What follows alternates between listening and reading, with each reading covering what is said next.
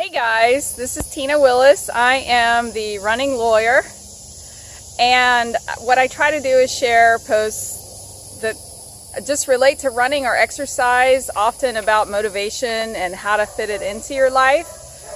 So what I'm trying now is something that's plagued me for my entire life as a runner, and that is whether to work out in the morning or not. I've been running for pretty hardcore for about 18 years. The last couple years I've cut back a little bit, mostly because I'm so busy with my practice as an injury lawyer in Orlando, Florida. But I still manage probably 3 or 4 days a week. This is during bad times. At the very least, 3 or 4 days a week, probably 30 miles. And then I have spikes where I'll go up to 40 or 50 miles, but those unfortunately have been fewer and farther between, and I'm trying to shift that back. That's what I used to do. I've been a distance runner for a long time, and that's what I used to do. And even before those however many years, I was very into fitness in other ways, in the gym, aerobics instructor, swimming, and everything. So exercise has been a huge part of my life for a long time. So, but the problem is running in the morning or exercising in the morning. There are a lot of studies that show that those people who exercise in the morning are much more consistent and stick with their programs better than those who exercise in midday, and those people are better than those who exercise in the evening. So there really are a lot of reasons to run in the morning. Another thing is that if you read productivity books, which I'm actually reading one right now, and I tend to semi-regularly read productivity articles just because I'm interested in that subject. And one of the common things you hear is do the worst first. Do the worst thing that you need, the thing you're kind of most dreading in your day, you do that first. And I've done that in my law practice. Every morning I pick out my top 3 things that will help my clients or that will help my business, and I pick the worst thing and I do that first. So, but the problem is really running is kind of the worst. Even though I love running, it's something that I put off and delay, and that's the reason I've been running less. So recently I've started reading a book called The Morning Miracle. I think it's a pretty good book so far. I encourage you to read it. Mornings have been something that I've struggled with really my whole life. I'm more of a night person. Even though I'm more of a night person, this book insists that everyone can become a morning person, and even though I don't really think that's possible, I am trying to shift my morning routine. So what I'm trying to do is get the run out of the way first, so that I go back to being the 6-day runner I want to be and that I have always been, rather than the it's probably more like 4 or 5 days I've been doing recently and fewer miles. So I consider now, I'm starting to look at running as the thing that's the worst to do first. So since I'm embracing the new concept that really running is my worst, it's really not. I love running, but it's the thing that I'm most concerned about right now as something that I've let slide in my life more than I want to. And so sorry, there's someone in the background making noise. Go figure, with smartphones.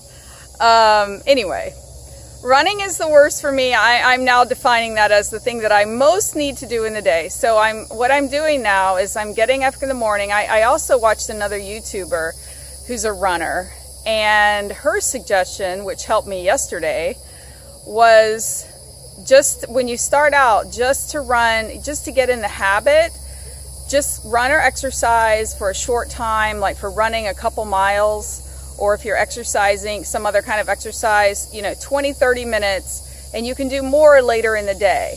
And what happened with me yesterday, which is what I predicted based on years of running, was I got out thinking I'm only going to run 2 miles today. This is my first day morning, and we'll see if I stick with it. I don't really know. But I started with 2 miles, with the plan of 2 miles, and I ended up running 7. I figured that's what would happen, but I don't think you should tell yourself that. Even today, again, I said I'm just going to run maybe 2, and now that I'm out, I'm sure that I'll run 5 today as a recovery day from yesterday, less than yesterday. But 5 is what I'd want to run today. So run a little less, or at least tell yourself that. If you get started and you feel like doing it, that's great. What I found yesterday, and what I always find when I work out in the morning, is that I think about my work as I'm running. I think about what I need to do for clients in their cases, and that is probably some of my most productive time as a lawyer. And so don't think of it as taking time away from your work. You're actually giving to your work.